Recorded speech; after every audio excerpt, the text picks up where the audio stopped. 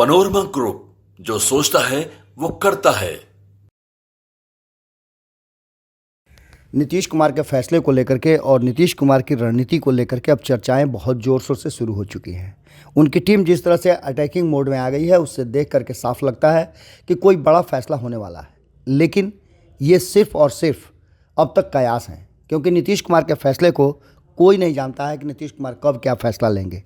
लेकिन इस बीच में नीतीश कुमार की एक जो उन्होंने चुप्पी तोड़ी है, उसके बाद से चर्चाएँ तेज़ हो गई हैं और उन चर्चाओं में ललन सिंह का और अशोक चौधरी का मुलाकात होना, ललन सिंह और अशोक चौधरी का इस मुद्दे पर बात करना बहुत सारी कहानियों को जन्म दे रहा है। हमने आपको खबरों में बताया था कि नीतीश के INDIA गठबंधन छोड़कर NDA में जाने की जो सियासी ज़मीन की बात की जा रही है, वो कितनी मजबूत है और आखिर इस पर चर्चा क्यों हो रही है।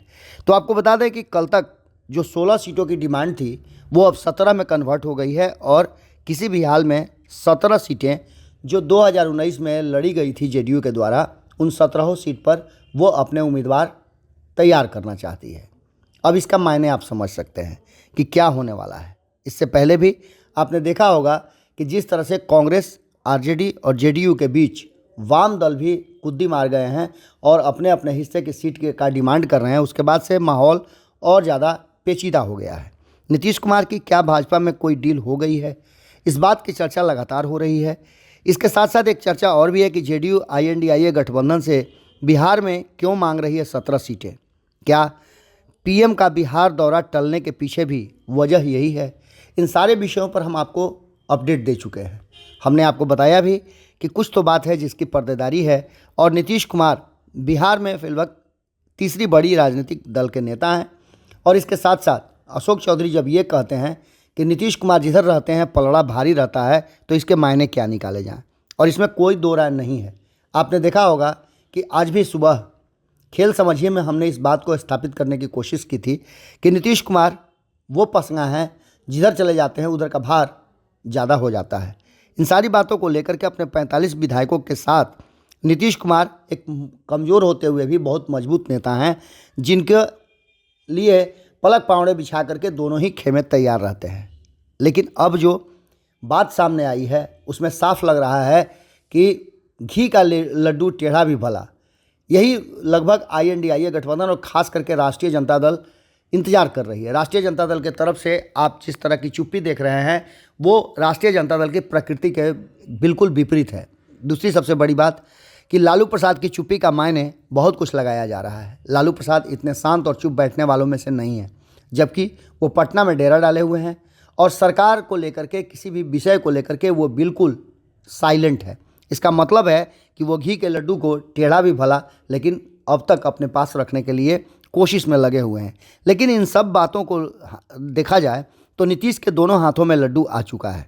नीतीश को भले लड्डू लोग समझ रहे हों, लेकिन नीतीश दोनों हाथों में लड्डू लेकर के, जहां एक तरफ INDIA गठबंधन का कहीं ना कहीं कहा जा रहा है असमंजस की स्थिति पैदा कर दिए हैं, तो वहीं नीतीश कुमार को तनिक भी संकोच नहीं होगा। जिस तरह से उन्होंने कई कार्यक्रमों में शिरकत किया है, जो भाजपा के नेताओं की पुण्यतिथि हो या फिर अन्य, उन सब में उन्होंने शिरकत किया है। जितनी सहजता से लालू तेजस्वी राबड़ी से मिलते रहे हैं, उसे देख करके अब असहजता देखकर इस बात की तरफ इशारा किया जा रहा है कि आखिर होने क्या वाला है। सीधे शब्दों में अगर कहा जाए तो नीतीश दोनों हाथों में लड्डू ले लिए हैं। एक तरफ जहां नीतीश सीट शेयरिंग के बंटवारे को लेकर के INDIA गठबंधन में अपना खूंटा गाड़ चुके हैं, तो वहीं दूसरी तरफ भारतीय जनता पार्टी और नरेंद्र मोदी से उनकी क्या डील हो रही है, इस पर भी कयास लगाए जा रहे हैं। आपको बता दें कि नीतीश कुमार के तरफ से जैसे ही अशोक चौधरी ने 16 नहीं बल्कि 17 सीटों का डिमांड किया, उसके बाद उल्टे लोकसभा की सीटों में कमतर बातें जो हैं वो नहीं मानने के लिए तैयार हैं।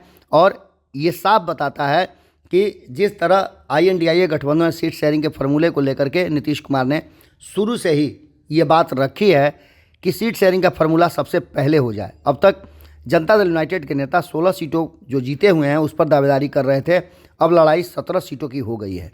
इसको अगर देखा जाए तो ये सवाल पैदा हो रहा है कि क्या इसके पीछे भी कोई रणनीति है। आपको बता दें कि बिहार में INDIA अलायंस में 6 दल शामिल है। सीट बंटवारे में नीतीश को मुश्किल नज़र आ रही है। लेफ्ट की दो पार्टियों ने 8 सीटें मांगी है, वहीं 5 सीटें तो CPI ML को चाहिए। इन सारी बातों को लेकर के अब कांग्रेस 11 सीटों पर लड़ना चाहती है, जो कि हमने बताया, हालांकि ये संभव नहीं है। तो 11 सीटें बचती है। क्या RJD नीतीश कुमार को 17 सीटों देने के बाद उस पर भरोसा करेगी या उस पर चुनाव लड़ेगी? सारी बात करने के बाद लगातार NDA में जो बंद दरवाजे थे वो भी खुलते नज़र आ रहे हैं।